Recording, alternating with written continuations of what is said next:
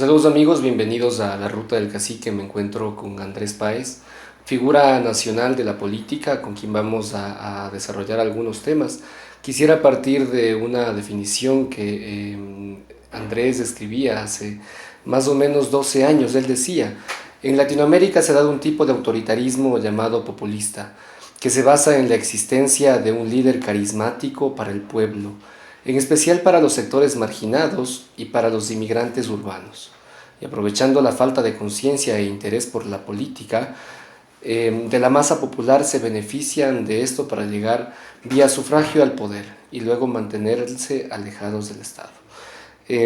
Andrés, con esta introducción, pues quisiera pedir de ti una breve reseña de lo que ha pasado en el país en los últimos años en función de tu actoría política y también desde tu experiencia y tu profesionalismo. Por favor, Andrés.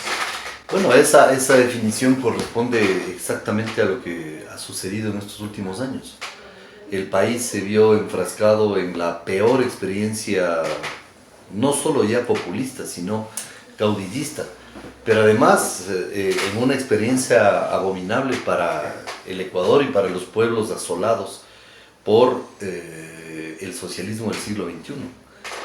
Yo creo que lo peor que le puede haber pasado al Ecuador es haber caído en manos de una banda criminal, porque Correa no ha sido un presidente, Correa ha sido el jefe de una peligrosa banda criminal, y eso es lo que estamos en este momento nosotros soportando, los efectos de la existencia y de la incidencia en la política de una banda criminal que arrasó con el país. Así que me anticipé en el tiempo simplemente.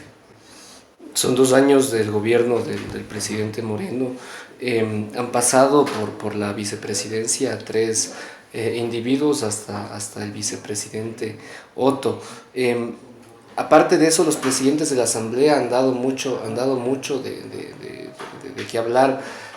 ¿Cuál es tu evaluación? Tú fuiste candidato a la vicepresidencia y ahora te podemos ver formando una organización política. El fin quizás sea ese y te consulto, el de volver a estructurar una esperanza para el pueblo ecuatoriano. Partamos desde ahí, tengo algunas consultas. Bueno, yo efectivamente llegué a ser elegido como vicepresidente del Ecuador, porque nosotros ganamos en las urnas y perdimos en la mesa. Y es un fraude que había sido preparado con anticipación, porque era obvio que una banda criminal no va a entregar tan fácilmente el poder. Yo había advertido esto. Habían robado ya 70.000 millones de dólares. No iban a decir tomen nomás el poder para que nos fiscalicen. Pero, en todo caso, yo creo que los hechos han dado cuenta de lo que realmente pasó en el Ecuador. El país ahora estuviera mejor, estuviera en una franca recuperación, se hubieran adoptado medidas económicas, estuvieran encarcelados por lo menos 200 jerarcas del correísmo, no se le hubiera permitido escapar a Correa como él logró escapar, no pudieran haber escapado los Alvarado, peor Ochoa, ¿no? Es decir, el país estuviera mejor, pero un sinvergüenza atroz, un sátrapa como Juan Pablo Pozo, es el que se prestó para esta maniobra del fraude más monumental que se pueda haber cometido, no solamente en el Ecuador, probablemente en toda América Latina. Les voy a dar unas cifras. En Colombia votaron algo así como 24 millones de personas. En 1 hora y media estaban los resultados. En Brasil votaron 100 millones de personas. En 1 hora estaban los resultados. En México acaban de votar más de 80 millones de personas. En 1 hora y media estaban los resultados. Aquí, a 1 hora después de cerrados los comicios, cuando ya habíamos sido declarados ganadores, se interrumpió el servicio de internet. Hubo el apagón informático y 40 minutos después regresaron nuevos resultados colgados en una página diferente a la del CNE, ya con otras características. Es decir, aquí se cometió un fraude electoral. Desgraciadamente hubo actores políticos que se prestaron a la connivencia con quienes conquistaron el poder de manera fraudulenta, en lugar de estar del lado de los principios y de los derechos fundamentales de los ecuatorianos que fueron escamoteados con ese fraude. Es interesante conversar contigo, Andrés, por tu formación académica. Tú, aparte de abogado, eres sociólogo y quizá desde esa profesión podrías entender al Ecuador desde otra arista. Parto de tu perfil. Estás en la sociología, estuviste vinculado a la política a través de la legislatura, pues también, como decía, fuiste candidato a la asamblea, perdón, a la vicepresidencia con Guillermo Lasso. Me he atrevido a dar una caracterización, quizás seas un Quijote de la política ecuatoriana. Sobre la base de eso, pues quisiera conocer a ti, a tus orígenes familiares. Sé que la familia Páez pues también no ha sido actora de la política desde hace poco, sino desde hace mucho. Hablemos de ti, hagamos una pequeña pausa a esta euforia que da la coyuntura y hablemos un poco de ti, Andrés. Mi bisabuelo, el general Ulpiano Páez, fue héroe de la Revolución Liberal. Fue primero arrastrado y luego incinerado en el Parque del Ejido, junto a Eloy Alfaro. Fue un hombre que luchó por sus ideas. Fue uno de los últimos leales a Eloy Alfaro.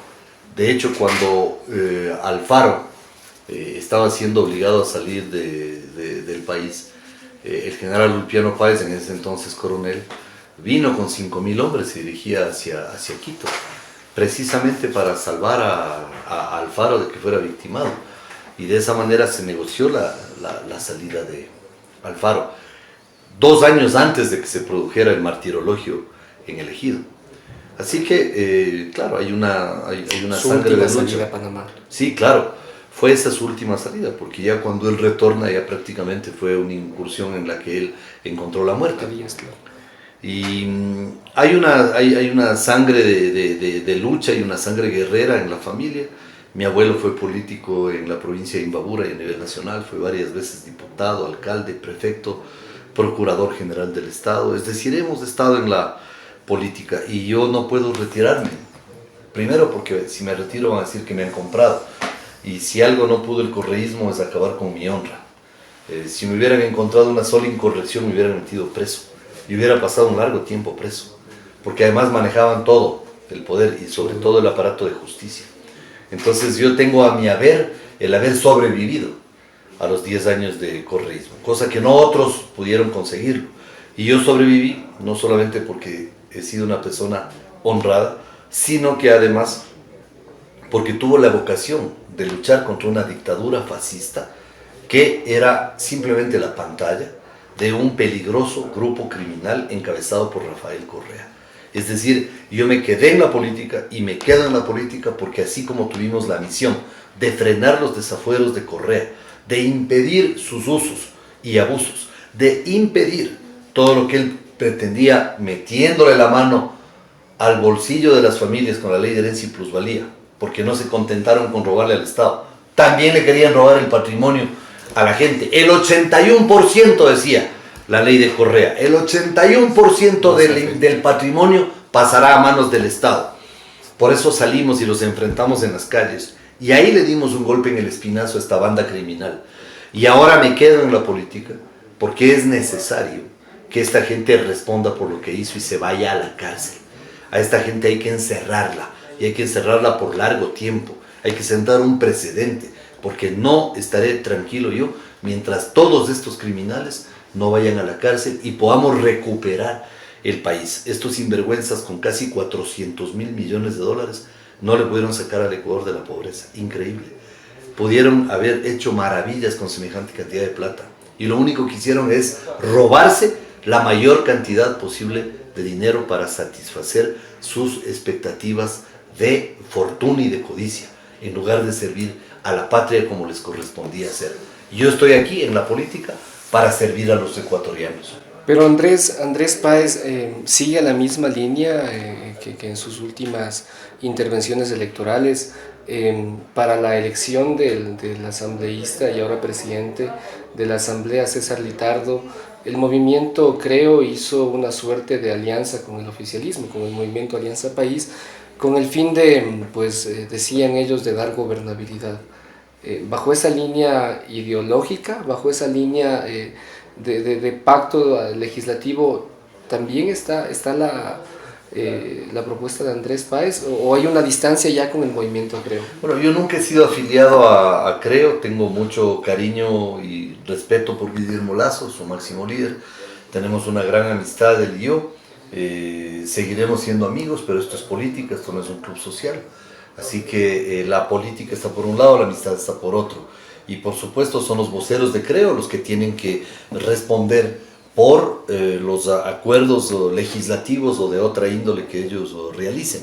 Yo en lo personal no tengo absolutamente nada que ver con esas decisiones, no he militado en Creo, no estoy ligado a Creo, estamos estructurando una nueva organización política a nivel nacional que se llama Nosotros, que expresa la defensa de la familia ecuatoriana y por supuesto nosotros hemos hecho un acuerdo de hacer este proyecto político por fuera del correísmo. No necesitamos a la gente del correísmo. Ellos representan menos del 15% del país. Nosotros vamos a trabajar con el 85% restante, en donde está la gente honorable, la gente correcta, en donde está la gente que ama el país y no estos ladrones bandoleros que atracaron al Ecuador sin piedad. Andrés, la cita que te hice al inicio, escuchar, es del libro Socialdemocracia, escrito por ti hace 12 años. ¿Es tu línea ideológica de caminar en la política? ¿El movimiento Nosotros se estructura bajo esa misma ideología? ¿O quizás es una suerte de abanico más amplio para que se junten más sectores? Yo me formé en la socialdemocracia. Ideológicamente trabajé en la socialdemocracia. Pero la socialdemocracia fracasó en América Latina. Fracasó porque fue incapaz de enfrentar al chavismo. Por eso fracasó. Las ideologías se prueban cuando se chocan con la realidad. El mismo Borja hacía esta reflexión. Pero una socialdemocracia basada en un principio fundamental que es la libertad, en lugar de combatir a las dictaduras chavistas de Bolivia, de Venezuela, del Ecuador, de Nicaragua, de Argentina, que estaban allanando y arrasando con la libertad de esos pueblos, lo que hicieron es tener una connivencia con esas dictaduras. De hecho, el que era presidente de la socialdemocracia aquí en América Latina, Martín Torrijos, era un asiduo visitante de Venezuela y era íntimo amigo de Correa y también de la señora Kirchner y también de Evo Morales. Como Zapatero en España, quizás. Como Zapatero es ahora no solamente íntimo, sino asalariado del chavismo. Vocero, quizá. Entonces, esa socialdemocracia fracasó porque no supo defender lo esencial, que es la libertad, pues. Eso es lo que un partido tiene que defender. Yo no conozco ninguna revolución en el mundo que se haya hecho para encarcelar y encerrar a un pueblo. Las revoluciones se han hecho para liberar a los pueblos. Entonces, esto también aquí en el Ecuador de Revolución Ciudadana no tenía nada. Era simplemente una pantalla para un grupo criminal. ¿Y qué es lo que hizo la socialdemocracia frente a eso? Callarse. ¿Cuántas veces yo le pedí cita al señor Torrijos en Panamá? Nunca me concedió cita, porque sabían claramente cuál era mi posición. Y cuando fui al Congreso en República Dominicana, ahí denuncié los atropellos a la libertad de prensa que merecieron la primera página del diario El Universo. Sin embargo, no me quisieron escuchar en lo que yo estaba advirtiendo que pasaba en el Ecuador. Eso fue ya en el 2010, apenas 3 años de lo que hizo Correa. Y por supuesto, yo lo que estaba era denunciando la agresiva incursión de un grupo criminal. Y eso es algo que yo reclamé. Y eso es algo que no me pararon bola. Entonces, bueno, la socialdemocracia fracasó. Y creo que el mundo avanza hacia un liberalismo con el que yo claramente me identifico. Pero un liberalismo pragmático, un liberalismo que cree en la defensa de las libertades, pero sobre todo que cree en la defensa de la familia. Y la familia es el tema de las drogas que la han asolado, el tema del acceso a la educación, que ha sido uno de los aspectos más graves del correísmo. Quizá preguntarte en este momento el tema del matrimonio igualitario. Ayer la Corte Constitucional, a través de 2 resoluciones, aprobó y creó jurisprudencia sobre el tema del matrimonio igualitario. No podía hacer eso la Corte. Tu opinión, por favor. La Corte no podía hacer eso. Primero, porque una decisión de la CIDH es vinculante para el país consultante. Segundo, porque aquí no había una acción constitucional planteada a la Corte Constitucional. Había una consulta hecha por la Corte Superior de Justicia de Pichincha en un par de casos relacionados, entiendo yo, que a violación de derechos o algo parecido, o discriminación. Entonces, esas cosas no podían haber sido instrumentadas por la Corte Constitucional al punto de resolver sobre un tema tan sensible. Así que desde el punto de vista procedimental, la Corte Constitucional ha reformado la Constitución. Entonces, ya, si lo ha hecho en esa materia, ahora le vamos a exigir que por vía sentencia, entonces declare, por ejemplo, la cadena perpetua a los violadores de niños. Por ejemplo, que no puedan venderse drogas libremente como se venden ahora en el Ecuador, a título de consumo personal. Es decir, se ha atropellado el ordenamiento jurídico. ¿Querían hacer eso? Tenían que reformarse la Constitución. Claramente la Constitución dice, el matrimonio es la unión entre un hombre y una mujer. ¿Dónde está? ¿Por qué hay que interpretar eso? O sea, son cosas objetivas. Un hombre es un hombre, biológicamente es un hombre, con una función específica desde el punto biológico y con una configuración genital que es insustituible. Y la mujer igual, tiene una configuración genital insustituible, que se complementa con la configuración genital del hombre. Y de ahí viene la procreación. Por eso se llama matrimonio. Matrimonio viene de matriz. La matriz es en donde la mujer puede concebir. El matrimonio está destinado a la procreación. Entonces, no veo que la Corte Constitucional haya considerado cosas tan básicas y se dan las vueltas en una serie de argumentos que terminan siendo auténticas tinterilladas de gente sobre la que realmente el país tenía mejor expectativa, pero resulta que sus cualificaciones académicas han sido en el fondo muy pobres y quedan demostrados en ese paupérrimo fallo que han dictado.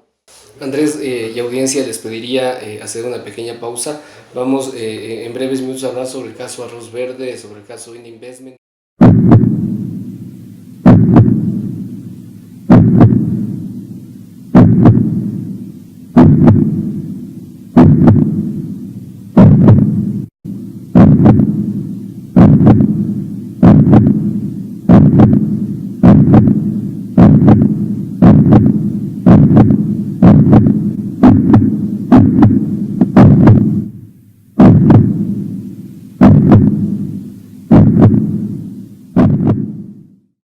Retomamos este diálogo con Andrés Páez, líder del movimiento Nosotros, una agrupación política que aglutina varios sectores.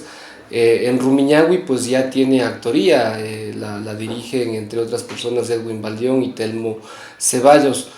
Sobre la base de eso me gustaría iniciar esta segunda parte, Andrés. El movimiento que ustedes han planteado y han propuesto al país está ya activándose en las provincias. He visto algunos posts tuyos sobre trabajo en territorio. Cuéntanos eso en primera parte y me gustaría pues que vayamos preparando los cañones para el tema de Arroz Verde e Ininvestment, que es un tema que está en boga.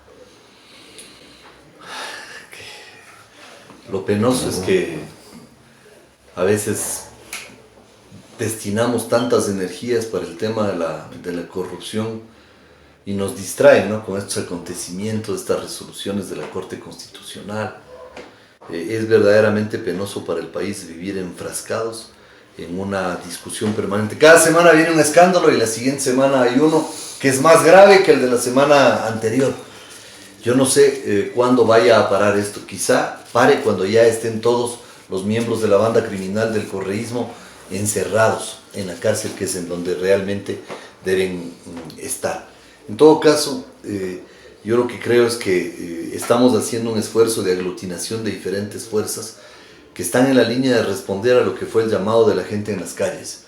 La gente en las calles desde el 2015 dijo: no solamente es la herencia y la plusvalía, es el respeto a los ecuatorianos, es el irrespeto a la familia, es el abuso del poder, es la erosión de la institucionalidad, es el permanente atraco de los fondos públicos, es la impunidad, es la justicia moldeada a los deseos de un caprichoso dictador, es los órganos de control sometidos a los designios de un ególatra. Es decir, el país que tenía un acumulado histórico sobre lo que había pasado durante 8 años, y desde entonces viene un movimiento de gente que en las calles se expresó en contra de la dictadura.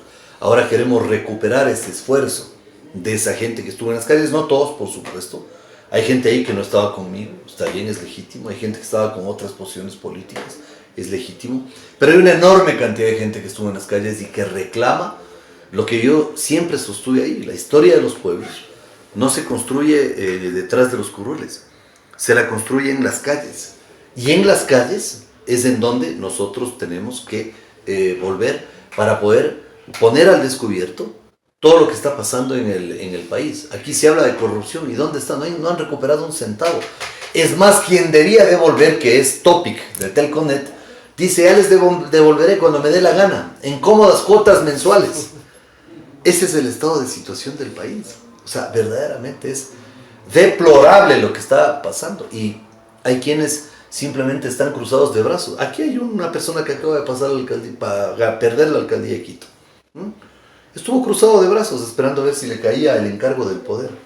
Contra Correa no dijeron nada, se quedaron callados. Contra la ley de herencia no dijeron nada. Contra la plusvalía tampoco dijeron nada. Se quedaron callados. Ahí está el pueblo. Les castigó en las urnas. Aquí hay que volver a las calles porque hay que estar hombro a hombro junto al pueblo. Andrés, el derecho de los trabajadores. Tú eres un experto abogado en el área laboral y pues en la opinión pública el mismo dirigente Tatamuez ha dicho que se van a calcinar los derechos de los trabajadores a través de esta reforma laboral. Te consulto eso y quizás para terminar el tema coyuntura preguntarte sobre la administración nacional. Santiago Cuesta, Andrés Michelena, la misma María Paula Romo, pues quizás entre la ex figura de los superministros se manejen ahora bajo ese mismo esquema. Quisiera tu opinión sobre la coyuntura. Yo discrepo con Tatamuez. Yo creo que tenemos que pensar en la defensa de los derechos de los trabajadores. Pero también hay que defender los derechos de los que no tienen empleo. Y los que no tienen empleo son la inmensa mayoría. Porque resulta que los que no tienen empleo son el 62% de la población. Y los que tienen empleo, solo el 40% aporta a la seguridad social. Es decir, estamos hablando de una cantidad enorme de ecuatorianos, 6 de cada 10 no tienen empleo. Son desempleados o subempleados. Entonces hay que pensar en ellos. Hay que pensar en formas jurídicas que permitan la incorporación de ellos al mercado laboral. El señor Tatamuez debería leer sobre los pactos de la Moncloa. Felipe González, siendo socialista, impulsó los acuerdos entre trabajadores y empleadores en España para reducir un paro laboral que era sumamente alto, superaba el 17%. ¿Qué es lo que hicieron? Formas contractuales para incorporar al mercado nueva gente, pero al mismo tiempo provocar que esa incorporación permita un redimensionamiento del mercado laboral, una mayor fluidez en el mercado laboral y que las empresas hagan un uso apropiado e intensivo de su capacidad instalada, de manera que las empresas puedan trabajar más tiempo. Si trabajan más tiempo hay más espacio para nuevos trabajadores. ¿Cómo se hizo? A través del empleo temporal, por ejemplo. Ahora España tiene cifras que no son las óptimas, pero son muy superiores en rentabilidad desde el punto de vista del mercado laboral a lo que fue a principios de los 80. Entonces sí tenemos que entender que el país tiene que superar además lo más abominable que le ha pasado al derecho del trabajo, que ha sido el populismo laboral. Aquí el correísmo durante 10 años se dedicó a hacer normas para el populismo laboral. Un populismo que es absolutamente incompatible. Cuando se hacen normas laborales, hay que pensar en la primera cosa, es en la conformación del mercado laboral. Es decir, el mercado de trabajo en el Ecuador. Si hablamos de que 6 de cada 10 ecuatorianos son subempleados o desempleados, no podemos tener contratos indefinidos desde el día 91. O sea, no podemos suprimir formas de contratación que permiten a los empleadores traer personas a trabajar, aunque sea durante un tiempo. Esa gente que no tiene trabajo, ¿qué es lo que quiere? Un trabajo. No le importa cómo, no le importa en qué circunstancias, lo que quiere es trabajar, llevar la papa a su casa, eso es lo que la gente quiere. Ellos no entienden. Además porque han sido dirigentes sindicales desde hace más de 40 años y no han pisado un centro de trabajo hace rato. Aparte de su labor sindical, por supuesto, ¿no?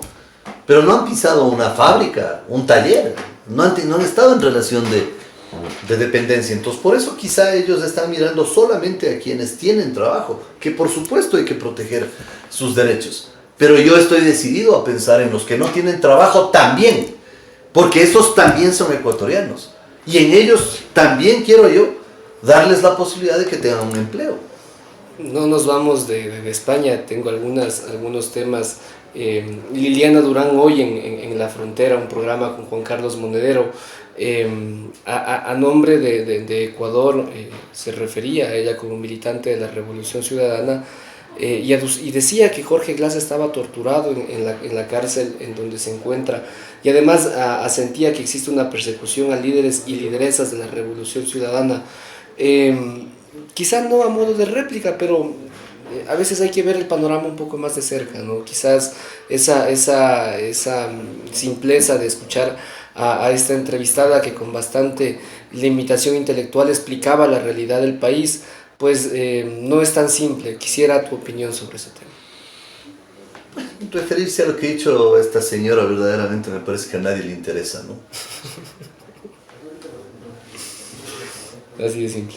No significa nada la señora, o sea, ni siquiera pregunten a ver quién sabe quién es. O sea, lo que diga ella nos tiene sin cuidado. No, pero está en pantalla nacional en España, y eso es lo que a mí me preocupa. Sí, bueno, ahí hay que preguntarle al señor Monedero cómo se le ocurre invitar a gente de ignorancia clamorosa. Que venga un día para acá y aquí le damos las facilidades para que entreviste a todos y se lleve un panorama general válido de lo que significa. Claro, porque... Imparcial, porque bajo esa premisa y bajo la introducción que él hacía, pues daba ciertos lineamientos a que la señora Durán tenía que elogiar la Revolución Ciudadana y quizás de alguna manera sentir ese desprestigio hacia la figura de Jorge Glass. Indicaba que no tenía prisión, o sea que aún no caducaba la prisión preventiva. Cosas bastante descabelladas, Andrés. Sí, entonces, como tú dices, no hace mención. Verdaderamente el país necesita una discusión más elevada, ¿no? Porque sí, el tema de la Corte Constitucional, o el tema de la corrupción, el tema de esto del arroz verde que ahora está en boga, pero las preocupaciones de los ecuatorianos de a pie son otras. Aquí la gente todos los días lo que quiere es parar su olla. Aquí la gente no sabe cómo parar la olla. Y lo que quiere es poder parar su olla. Esa es la verdad. La gente quiere parar la olla. Y la gente no puede parar la olla porque no sabe cómo. Porque no tiene empleo. Entonces hay que dedicarse a darle a esa gente la oportunidad de que pueda parar la olla. Ese es nuestro gran desafío. Eso es lo que, a eso debemos orientar nuestro esfuerzo. La gente tiene otro tipo de necesidades. Por ejemplo, la gente vive angustiada de que sus hijos no pueden entrar a la universidad. 1 millón de jóvenes no han ingresado a la universidad. O sea, yo digo, debería o no estar preso Ramírez, René Ramírez. Debería estar preso. Ramírez debería estar preso por negarle a 1 millón de jóvenes el ingreso a la universidad. Esas unidades del milenio que están ahí botadas, subutilizadas, que son además parte de las mega obras para el mega robo, esas unidades del milenio deberían estar en este momento siendo utilizadas como extensiones universitarias. Extensiones universitarias con profesores predominantemente ecuatorianos. Profesores que realmente valen la pena. Y no necesariamente por una enorme cantidad de gente de otros países que evidentemente son bienvenidos aquí a hacer su actividad cuando gusten, pero en definitiva nosotros tenemos que dar una prevalencia y un derecho preferente a nuestros profesores, a los ecuatorianos. Y no tengo ningún grado de xenofobia, es más, todos los extranjeros bienvenidos, pero nosotros tenemos que preocuparnos en primer lugar de nuestra gente. Entonces, esas son las cosas que a la gente le inquietan, que les vendan a sus hijos droga en la puerta del colegio. O sea, este Vélez, que era secretario de drogas y que es el inventor de la tabla de drogas, tiene que estar preso. Hay que meterlo preso. Preso por el daño cometido a millones de jóvenes en el país. Hay que meter presos a esta gente. Tienen que estar presos. Y eso es lo que a la gente le preocupa. No solamente los que se robaron con arroz verde el dinero, sino también a estos otros que acabaron con los sueños de tantos jóvenes. Y acabar con esta gran alcahuetería que es el Código Integral Penal. Eso es un mamotreto que hay que botarlo a la basura lo más pronto posible. Igual que la Constitución de Montecristi, que es un contrato social fraudulento, pues, hecho a la medida de los caprichos de un dictador. Ese es un contrato social fraudulento. Eso hay que tirarlo a la basura. Y no hay que someterle a las reglas impuestas por el dictador. ¿Cómo así los ecuatorianos? Tenemos que obedecer los dictados de una banda criminal. O sea, ¿a quién se le ocurre eso? No, hermano, hay que hacer constituyente. ¿Cómo así? ¿Cómo así? Porque una banda criminal así lo decidió. Que se vayan al carajo. La banda criminal hizo constitución de 300 años. Les tiraremos a la basura, a la constitución y a la cárcel a los que la idearon. Aquí hay que tener una constitución hecha alrededor de los intereses y de los derechos de la familia ecuatoriana. No de un grupo de criminales, sinvergüenza, rateros. Eso no podemos permitir. Rateros que, por cierto, están protegidos por un aparato de justicia que sigue en manos de Correa, pues. Si los fiscales como José Maldonado, yo hablo con nombres, fiscal José Maldonado, el gran artífice de la alcahuetería a Ramiro González y la banda criminal por él dirigida. ¿Dónde está José Maldonado? Cumpliendo funciones en la fiscalía. Es fiscal con la actual fiscal. Fiscal José Maldonado. Nunca ha podido responder él a lo que yo le he dicho. Él es el gran alcahuete de Ramiro González, de María Sola Rey, de todos los miembros de esa banda criminal. ¿Por qué no está preso Maldonado? ¿Por qué no están presos los jueces que metieron a la cárcel a los policías del 30S? Ellos tienen que estar en la cárcel. Eso es lo que hay que hacer. Me quedo con eso, Andrés. La coyuntura da muchísimo para hablar, pero sobre la base del argumento de Andrés es interesante también hablar de temas que preocupan a la ciudadanía, de temas tan sociales como el trabajo, como la delincuencia, como el consumo de drogas, pero también no podemos dejar de lado el tema de la fiscalización y esclarecer administraciones tan largas como la de Rumiñahui, 14 años en la administración Héctor Jácome. Tú estuviste atrás de algunos casos para esclarecer. Sí, yo recuerdo haber investigado unos temas de la administración de Jácome, pero desgraciadamente en todos estos casos recurrían a un aparato de justicia y de órganos de control que eran ellos mismos. O sea, los mismos miembros de la banda se fiscalizaban. Esa era la verdad. Por eso yo planteo dos cosas en concreto. La primera es que, al menos en nuestro gobierno, lo vamos a hacer así. Declarar la nulidad de todos los informes de la Contraloría de la época de Correa. Y que se vuelvan a hacer esos informes, incluyendo los míos, ¿no? Porque a mí también me hicieron informes de carácter patrimonial, porque yo fui asambleísta, creo que 8 de los 10 años de la dictadura.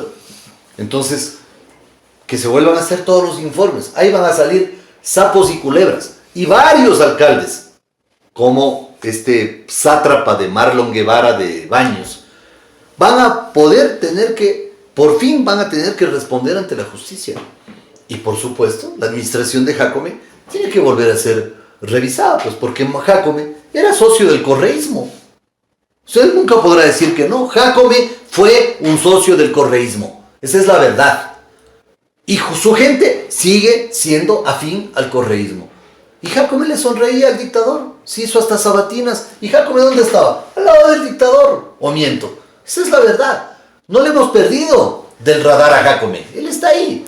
Cuando se vuelvan a hacer los informes de Contraloría, pues tendrá que investigarse también la administración de Jácome, pero de todos estos que se reciclaron en un montón de cargos. E insisto, o sea, hay que ver no solamente eso, sino también cuál es la consecuencia de lo que hicieron. Andrés, 1.300 casos de abuso sexual en escuelas fiscales. ¿Qué tal si fuera tu hijo o el mío?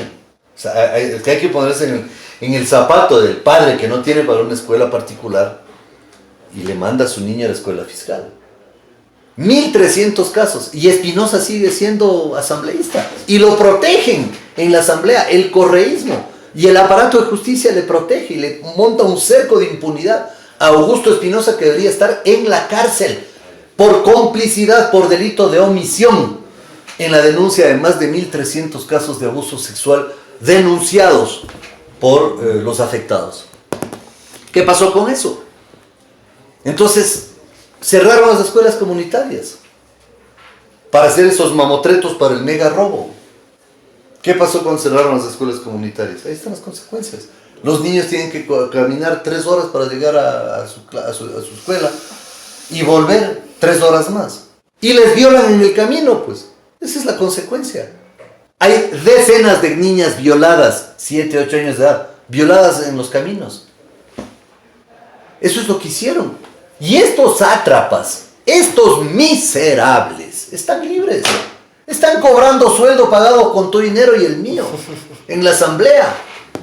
O sea, créeme que hay que comenzar a desbrozar todo esto, ese aparato de justicia que les ha protegido a esos alcaldes. Esa fiscalía y esos órganos de control que protegió los desafueros de esos alcaldes. Ese es un aparato de justicia que todavía está vivo y está al servicio del que enloquece en Bélgica. Esa es la verdad. Entonces, también yo digo, la primera cosa que tenemos que hacer es tirar abajo toda la administración de justicia, salvando unos pocos fiscales y unos jueces que son rescatables. Pero aquí una jueza, de esas juezas recién graduadas, que nadie sabe cómo llegan a ser juezas, declara, no, que está bien que los contenidos de los libros de escuela sean correístas, claro. Y se levanta de hombros y se demora media hora en leer pendejadas en un código que ya le han preparado los correístas mismos, y niega una acción de protección en la que reclamamos que no les enseñen a los niños la doctrina de una banda criminal. Y la jueza así se sube de hombros y le importa un rábano, pero claro, seguramente desde el ático en Bélgica le llamaron a felicitar. Fernando Villavicencio decía, y con esto concluimos, que se vayan todos. ¿Qué dice Andrés Páez? Bueno, yo creo que están haciendo méritos, ¿no? Asamblea no existe. La asamblea quedó como un edificio con letrero. O sea, una asamblea que se queda impávida frente a una denuncia monumental como es la de Zurita y Villavicencio, que es arroz verde. La asamblea en otro mundo, como si no pasara nada. La Corte Constitucional reforma la Constitución y la asamblea, bien, gracias, porque no me quiero pelear con los LGTB, eso es lo que dicen. Entonces, no pasa nada para la asamblea, reducida a un edificio con letrero. Sin liderazgo. Entonces, ¿cuáles son las resoluciones? Que el día tal es el día del tamerindo, el otro día es el día del deporte en bicicleta, el otro día es el día del deporte sin bicicleta. En eso se pasan. ¿Dónde están las reformas al Código Penal, Andrés? Un Código Penal diseñado para favorecer a los delincuentes. O sea, aquí durante 10 años se ha favorecido y beneficiado a los delincuentes. Y la asamblea, bien, gracias. No, como que no fuera con ellos, pero si ellos son los que tienen que reformar las leyes, pues. Un Código Penal que dice eso de la formulación de cargos. Entonces, Patiño, te vamos a formular cargos. Claro, ¿cómo no se va a escapar? Pues? Ese es un código hecho por Correa. Si no entienden algo tan básico como eso, ¿por qué no tienen la dignidad de renunciar y largarse a su casa? No sirven para nada. O sea, eso es lo que el pueblo está diciendo. Reclama acción de la asamblea. Y aquí, las normas para quiénes son, no para la víctima, pues, sino para el victimario. Aquí las leyes se han hecho para quienes se ponen en juego sus derechos humanos. Yo estoy del lado de las víctimas y del derecho humano de las víctimas, que es prioritario y prevaleciente sobre el de los delincuentes. No digo que les torturen, que les maltraten, no digo eso, no. No digo eso. Ni que sean impedidos de gozar de derechos básicos, por supuesto.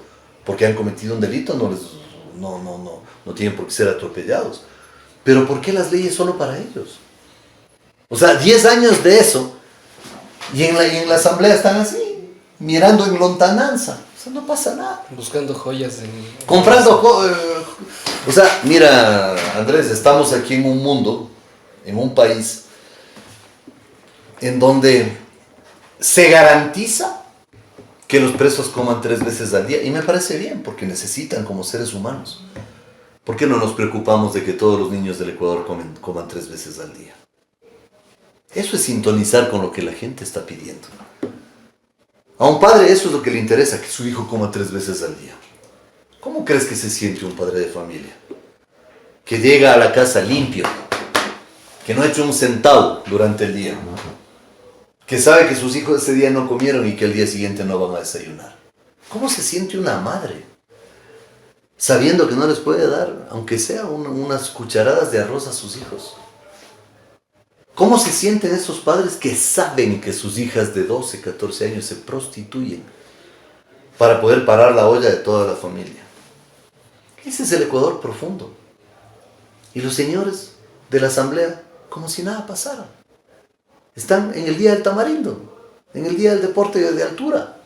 En la política aritmética de sumar y restar. Sí, o sea, en hacer unos entendimientos ahí que nos dejan un sinsabor, pues, porque no se puede pactar con los que hicieron el fraude, pues con los que nos quitaron el poder y les camotearon la voluntad popular a la gente.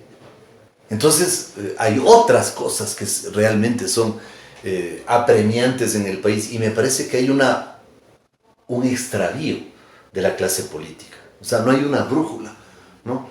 Parece que a veces están concentrados solamente en Correa, ¿no? Yo no le pierdo de vista a Correa, por supuesto. Jamás le voy a perder de vista al capo di tutti, al jefe de la banda criminal.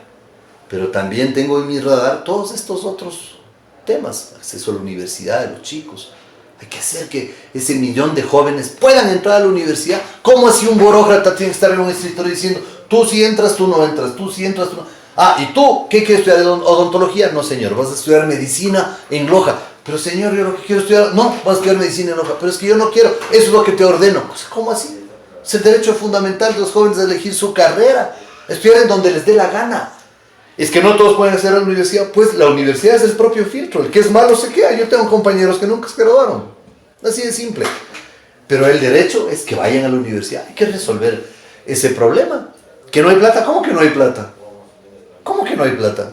Hay plata para el tren playero. ¿Qué es esa pendejada? Plata para el tren playero. O sea, para un grupo de avivatos contratistas. Y no hay plata para garantizarle 3 comidas diarias a los niños del Ecuador. Eso tiene que cambiar.